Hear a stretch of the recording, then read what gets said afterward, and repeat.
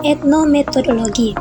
Etnometodologi menunjuk pada materi pokok atau subjek mater yang diteliti. Etnometodologi berasal dari 3 kata Yunani, ethnos, metodas, dan logos.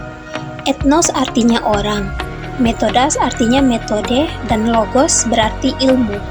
Secara harfiah, etnometodologi diartikan sebagai studi atau ilmu tentang metode yang digunakan untuk meneliti bagaimana individu menciptakan dan memahami kehidupan mereka sehari-hari, seperti cara mereka menyelesaikan pekerjaan di dalam hidup sehari-hari.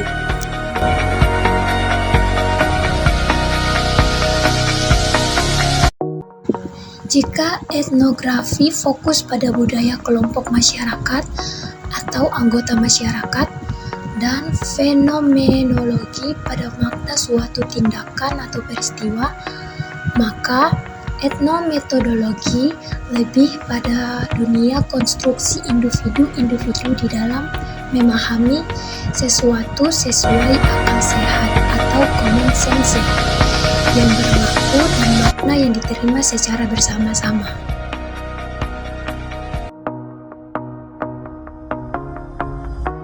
Dibandingkan studi-studi lainnya dalam penelitian kualitatif, etnometodologi relatif baru adalah Harold Garfinkel 1967 yang pertama kali mengenalkan istilah etnometodologi ketika dia mempelajari arsip silang budaya di Yale, menemukan istilah-istilah seperti berikut.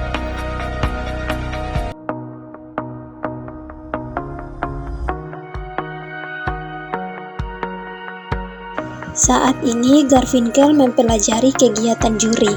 Menurutnya, cara juri mempertimbangkan keputusannya membentuk etnometodologi di mana etno menunjuk pada keberadaan seseorang memahami pengetahuan akal sehat masyarakatnya.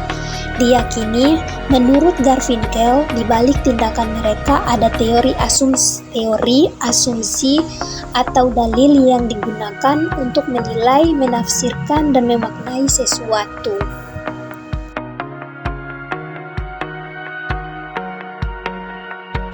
Cara pandang etnometodologi Garfinkel tidak lepas dari tokoh-tokoh seperti Telford, Edmund, dan Alfred.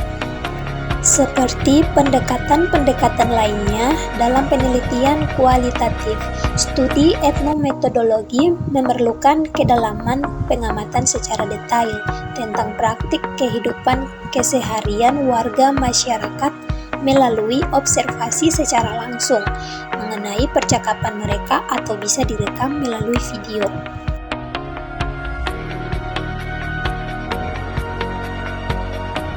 Karena lebih bertumpu pada percakapan sehari-hari atau cerita individu, maka etnometodologi berpengaruh sangat besar pada kelahiran metode analisis percakapan.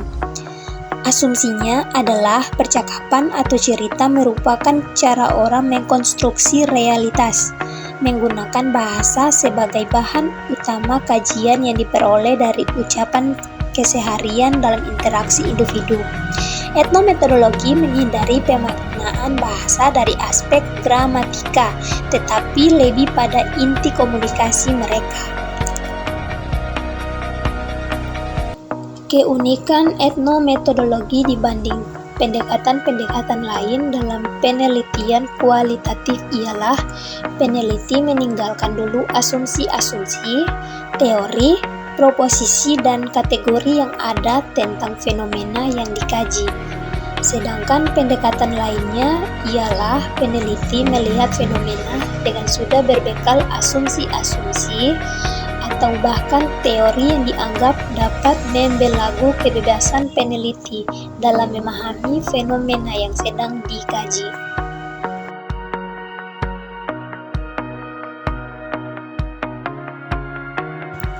Dengan keleluasaan itu, peneliti dapat memaknai realitas dengan jernih karena tanpa intervensi teoretik sebelumnya.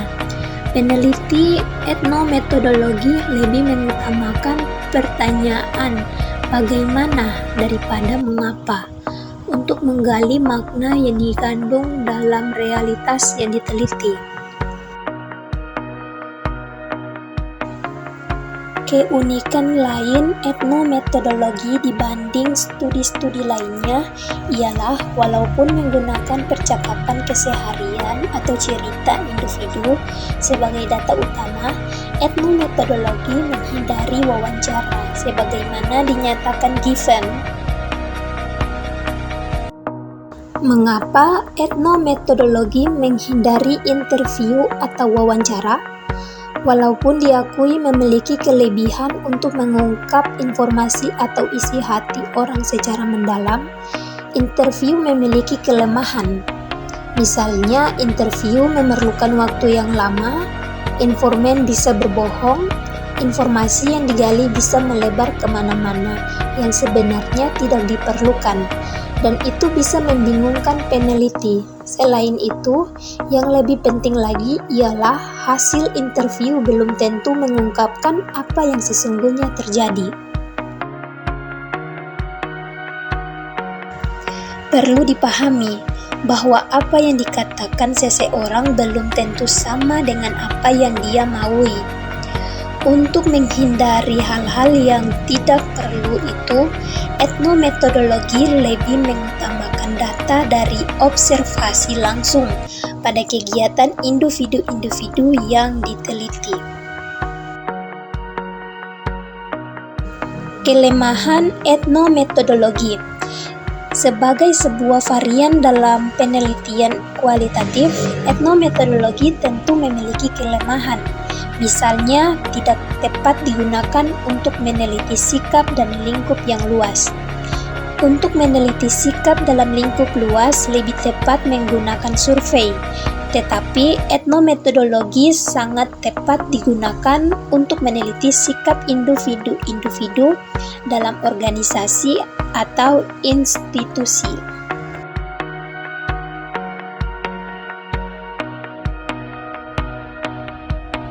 Misalnya, untuk memahami cara orang melaksanakan tugas kantor, sekolah, atau perusahaan atau proses yang terjadi di dalamnya.